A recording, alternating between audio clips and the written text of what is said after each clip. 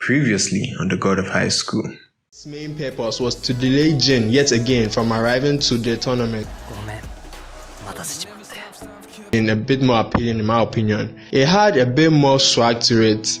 Not to say it was completely removed, it still made its way to the anime, just slightly different.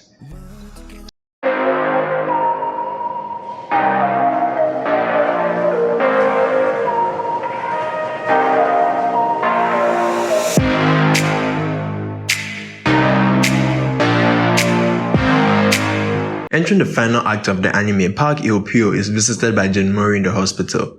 Dig the new threads? Well, I made it myself. If you want to know more about why I am using a new avatar, well, check out this video up here. With that said, let's get back to it.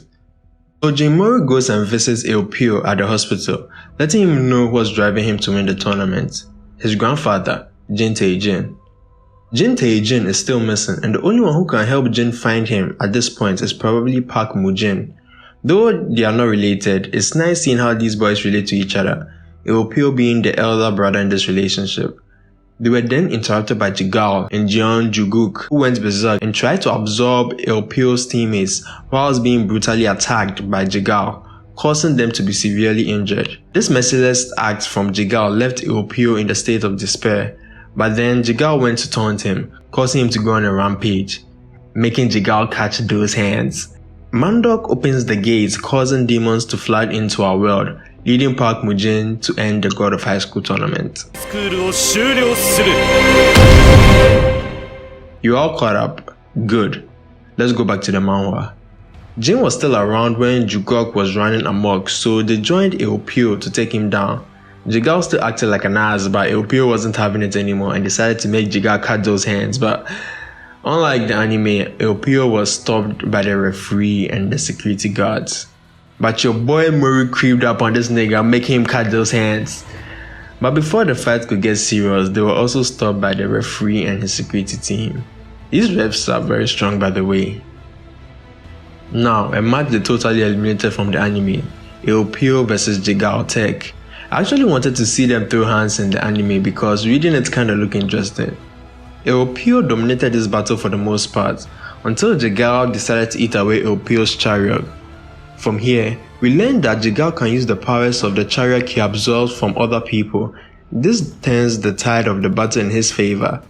Rejuvenated yet again by the stolen energy, he is hungry and he wants more. Il-pyo lets the beast out by savagely defeating all of the monsters Jigal released, until he was caught by the hand of greed, which absorbed his remaining chariot energy. But he wasn't done yet, not by a long shot. Il-pyo is an exceptional fighter and he shows it right here by landing the finishing blow. He won, or did he? Greed will always have an insatiable desire for more. Jigal, who is now consumed by his chariot, rips off the ref's hand like it was nothing. Il-pyo tries to fight back, but his attacks don't faze him. At this point, the God of High School tournament is over, as Park Mu-jin and Mandok both try to get Jigal on their side by agreeing to grant him any wish he wants. Mandok tries to take off with Jigal but is stopped by Jeon Jae-san. The God of High School is over. Il-pyo is out for the count. People are panicking. Jin steps in to heal his newfound brother and heads on to face the man who made him this way, Jigal Tech. Jigal can't handle the power he absorbed from Il-pyo, so he carved out something, the key, which was grabbed by your boy Jinmori as he begins to throw hands with Jigal. Due to the chaos and the scuffle for the key, Park Mu-jin sends them below the arena. Well, in the anime, while Il-pyo was on a rampage, Jigal absorbed his power, separating him from the key, which is still picked up by Jin. Unable to get his hands on the key and being held up by Mandok, Park Mu-jin decides to teleport the kids elsewhere. In the manhwa, however, Jinmori and Jigal fight over the key as they fall below the tournament arena. Jin kicks Jigal away, causing him to land at another part of the terrain. Mori and his friends regroup at the base of the tournament arena, same with Jigal and his team, but greedy as he is, he kills his teammates for more power. The Bruce Lee looking chick Ma Bora manages to escape, seeking help from Mori's team. They patch her up as Jin heads for Jigal, who was sitting patiently, waiting for his prey. This battle definitely needed to stay in the anime. It's kinda like those long-awaited showdowns you were always expecting, because the way it was drawn and paneled, if you had a thorough reading this scene, you would definitely have much more watching it being animated, especially by a good studio.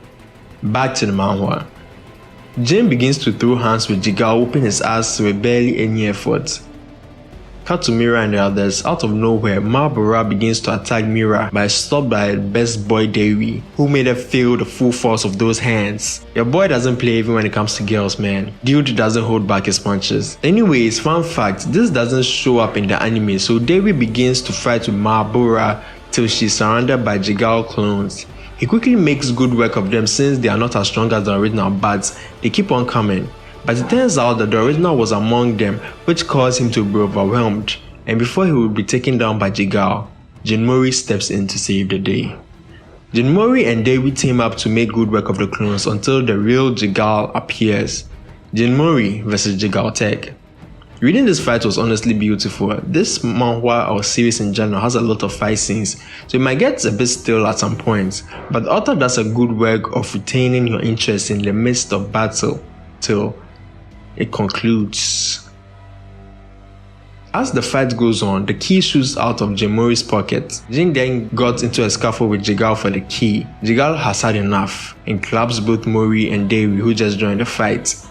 Jin, with his unrelenting will, held onto the key as if his life depended on it. Jigao decided to play dirty and attack Dewi while he's down. But Jin, to the rescue once more, saves his friend and placed the key in his care. Jin has had enough and is ready to finish it once and for all. He's ready to put his life on the line. He's ready to die.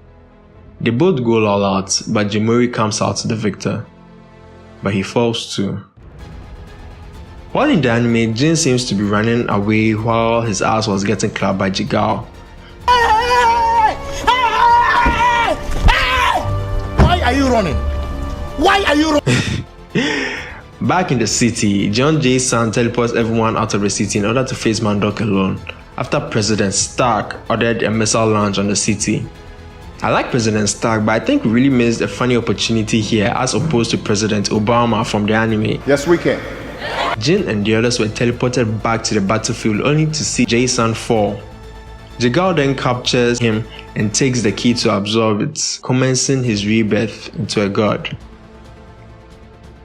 There is a minor change in comparison to the manhwa at this part. In the manhwa, when Jigao absorbs the key, he enters his first form, right up until he needed more power to face Jin before he absorbs Mandok's angels or demons to achieve his final form. But in the anime, he just went straight to his final form after absorbing the key. It was probably cut to save time, but the more you know.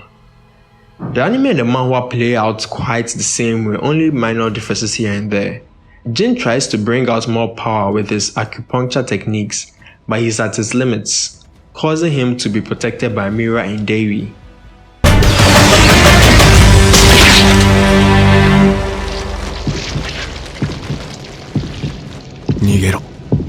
Seeing Dewi get stabbed from behind awakens something in Mori.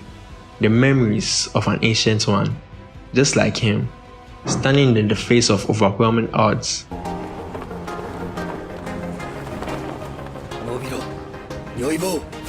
He clapped them suckers' cheeks, walking gallantly to his trusted staff, the crown of a king upon his head. He strings the staff and begins to throw hands with Jigao once more. This scene in the anime actually got me hyped, I'm not gonna lie.